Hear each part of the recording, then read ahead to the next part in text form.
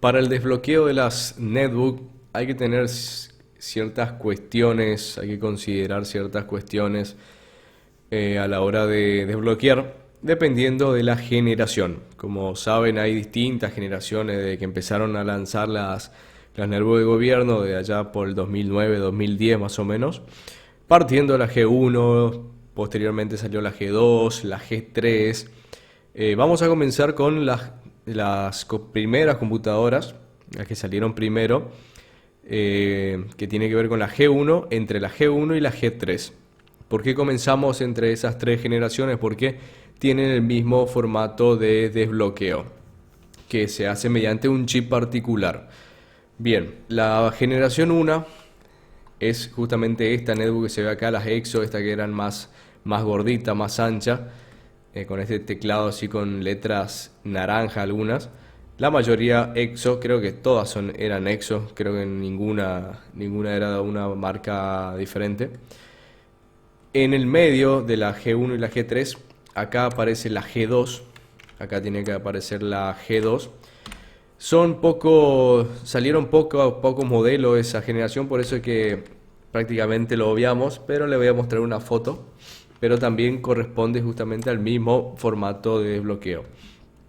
Ahí entonces la G2, acá tengo la imagen para que, a ver si recuerdan, eran estas computadoras, estas blanquitas que tenían la antenita justamente para la sintonización de las TV digital.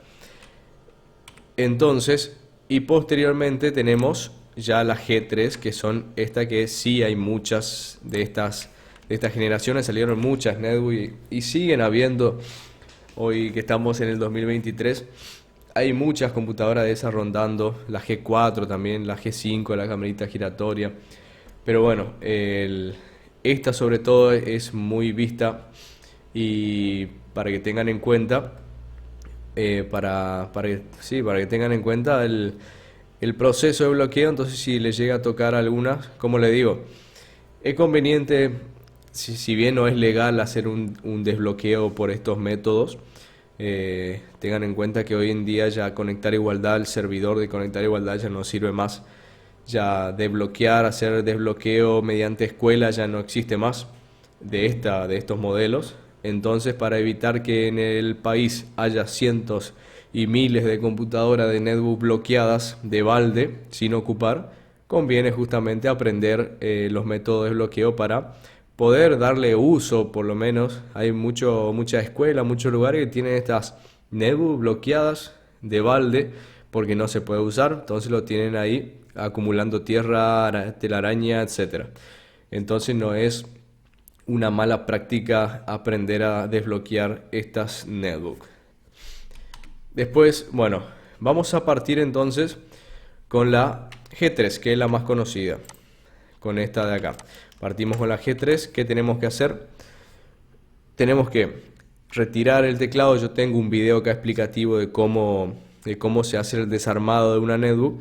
Entonces tenemos que desarmar, sacar los tornillos de la parte de atrás, sacamos el teclado, sacamos la chapa que se encuentra, la chapita de aluminio que se encuentra debajo del teclado, y nos vamos a encontrar con esta parte de la netbook.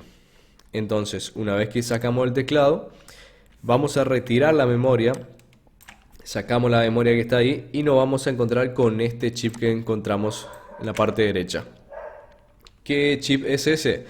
Se llama el chip o el famoso chip TPM, que es justamente el que se encarga de cargar las instrucciones de bloqueo cuando ya todos los arranques son vencidos y se cumplen. Cierta cantidad de arranques se cumplían y se bloqueaba la netbook. Entonces lo que se hace es un puenteo entre el pin, como pueden ver acá en la imagen. Fíjense que es un chip con tantas cantidades, si no recuerdo mal, 20 algo, 27, 25 patitas. Entonces, partimos desde la patita 1, acá tenemos la 14 y continúa acá la 15, 16, 17, 18, 19, 20, 21 y 22. Ahí donde está el cuadrado rojo, eso corresponde a los pins con las patitas 21 y 22 que hay que hacer un puenteo con una aguja, algo fino, cosa de hacer un corto, un puente entre esas dos patitas y evitar que el chip cargue las instrucciones de bloqueo. Tengo otra imagen por acá, fíjense, ahí se puede ver con mayor claridad. Lo mismo, partimos de acá, patita 1, la 14, la que dice ahí abajo, justamente acá continúa la 15, y 21 y 22. Si contamos desde la derecha hacia abajo, este va a ser la patita 1, 2, 3, 4, 5, 6, y en las patitas 7 y 8, bien ahí en el medio, tenemos que meter una aguja, algo fino, encender la computadora, antes poner la memoria RAM, y encender la computadora, y de esa manera se va a hacer un corto en la BIOS y va a evitar justamente que se carguen las instrucciones de bloqueo. Si paso a la siguiente diapositiva, fíjense que ahí se está haciendo justamente el puenteo, tocando el pin 21 y 22 o 7 y 8 contando de arriba hacia abajo. Y de esa manera, una vez que ya tenemos haciendo el puenteo correspondiente, insertamos la memoria de las netbooks, recuerden que se inserta a 45 grados.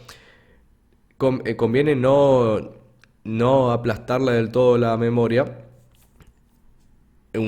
hacer presión un poco hacia abajo, nomás que no llegue a trabar, porque por ahí recuerden que la aguja tiene que estar en el medio, digamos, y si trabamos bien la memoria, por ahí la memoria hace presión a la aguja y nos puede llegar a mover el contacto. Entonces, fíjense en esta imagen, tal cual como figura ahí, ¿qué vamos a hacer? Ahí donde está la flecha, insertamos de esa manera la aguja, insertamos memoria 45 grados y bajamos un poco nada más, no llegamos a trabar. Una vez que ya tenemos la memoria así semi colocada, haciendo el puenteo en el pin 21 y 22, encendemos, enchufamos la computadora y encendemos. ¿Qué tiene que aparecer cuando encendemos? Obviamente traten de no mover el contacto de la aguja, no mover la memoria, y tiene que encender la netbook, tiene que dar video y tiene que quedar en esta pantalla congelada, como pueden observar ahí. Esa es la pantalla de la BIOS, del inicio de la BIOS, el pantallazo, y tiene que quedar congelada, no tiene que pasar de esa imagen. Si llega a pasar, quiere decir que no se está haciendo un puenteo correcto, o con más razón, si encendemos y no da video, con más razón quiere decir que no estamos puenteando bien entre el pin 7 y 8 o 21 y 22. Entonces, ¿qué tenemos que hacer? Volver a reacomodar nuestra aguja, el contacto, y volver a probar hasta que quede congelada la imagen de la BIOS. Una vez entonces que queda así congelada, ¿qué hacemos? Esperamos 5 segundos, contamos 1, 2, 3, 4, 5 y apagamos la computadora sin soltar la aguja ni la memoria. Apagamos. Una vez que se apaga la computadora, ahí recién sacamos el contacto de la aguja del pin 21 y 22, colocamos, insertamos bien la memoria RAM y volvemos a encender, y ya tiene que encender, dar video, tiene que aparecer la pantalla acá de la BIOS y tiene que pasar e iniciar el sistema ya totalmente desbloqueado. Eso es si todo sale bien. ¿Qué pasa con esta generación 1? Las Exo más anchas. Tiene el mismo chip, pero ¿qué pasa? El chip se encuentra, una vez que sacamos el teclado, no vamos a encontrar de esta manera como tenemos acá en esta imagen, ahí debajo de la memoria.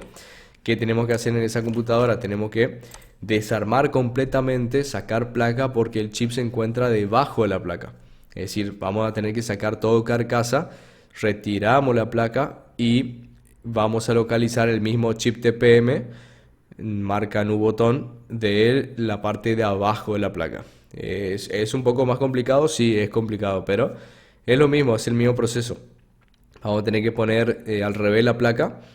Lo mismo, colocamos la memoria, pero fíjense que tengan en cuenta que el proceso va a ser más fácil porque la memoria va a estar insertada normalmente. Simplemente que con la aguja ya vamos a tener que, solamente con la aguja, estar haciendo el contacto entre el pin 21 y 22. Y lo mismo, encendemos, mientras hacemos contacto en los pines correspondientes, encendemos y tiene que aparecer de la misma manera el pantallazo congelado de la BIOS. Apagamos Sacamos el puenteo y encendemos. De la generación 1, 2 y 3 pasamos a la generación 4. Esta generación 4, fíjense ¿qué tenemos que hacer acá? Tenemos que retirar carcasa, sí o sí tenemos que levantar la carcasa de arriba. Es decir, recuerden siempre sacar todos los tornillos del otro lado, sacar la batería, abrimos, retiramos teclados, sacamos los tornillos que están debajo del teclado. Tengan en cuenta con el flex del teclado también. Retiramos carcasa y nos vamos a encontrar con esta parte de acá. ¿Qué vamos a tener que hacer? Vamos a tener que retirar esta placa de acá, porque el chip de la BIOS se encuentra debajo también de la placa. Entonces retiramos, damos vuelta a la placa y nos vamos a encontrar con esta imagen que vemos acá. Al lado de este chip controlador IT, que es un controlador de entrada y salida, ahí tenemos justamente el chip de la BIOS, que es un chip, fíjense cómo cambió.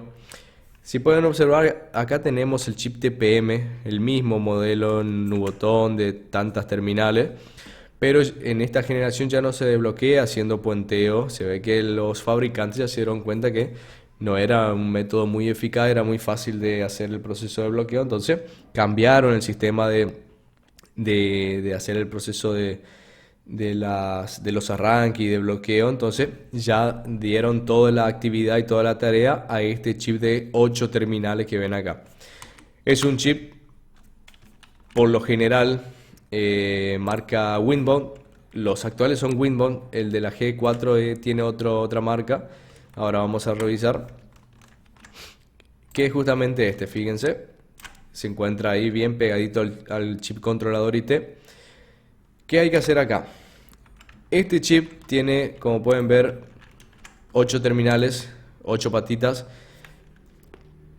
En la arriba de la patita 1 tiene por lo general una marquita blanca o por lo general un redondito. ¿Qué quiere decir eso? Que en ese lado, esa patita donde está el redondito, corresponde a la pata o al terminal número 1 de la BIOS. Y ahí sigue, número 1, 2, 3, 4 y continúa del otro lado, 5, 6, 7 y 8. Eso es para tener en cuenta a la hora de tanto volver a colocar el chip acá en la posición de la placa, pues lleva su posición, va soldado en una posición específica. Y también cuando utilizamos la pinza reprogramadora. ¿Qué hay que hacer acá? Hay que utilizar esa pinza, ese reprogramador, que es un reprogramador CH341A que se consigue en Mercado Libre, se compra. Y es un reprogramador que te permite volver a cargar configuraciones en este chip o memoria EEPROM. Recuerden que toda memoria EEPROM es solo lectura, solamente se puede leer la información ahí. No se puede escribir como dice la teoría, de manera fácil, no se puede sobreescribir o escribir. ¿Por qué? Porque hay que tener justamente los reprogramadores para cargar nueva información en la memoria EEPROM. Entonces, con la memoria EEPROM vamos a hacer la reconfiguración del binario correspondiente. ¿Qué pasa acá?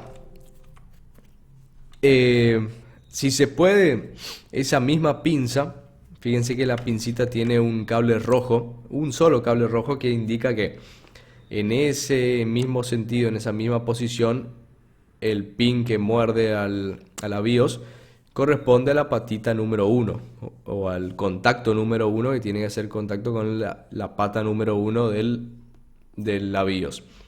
Entonces esa misma posición, colocando el rojo que coincida, ese rojo que coincida con esta patita de la BIOS, tenemos que tratar de encastrar acá justamente ahí como va, ya tal cual como está soldado, tratamos de encastrar y de sujetar con la pinza la BIOS. Hay veces que se puede, sí, hay veces que se puede y es fácil, pero ¿qué pasa? La pinza por ahí está muy desgastada, ya tiene mucho uso, ya cuesta o hay que mantener sujetada y por ahí vos estás cargando el binario y se te mueve porque te cansa justamente estar sujetando la pinza en la BIOS. Obviamente se te mueve el contacto y pierde toda la información, entonces es más peligroso todavía. Entonces, ¿qué pasa cuando no podemos realizar de esa manera? Hay que hacer el proceso de soldar el chip para insertar en la pinza correspondiente.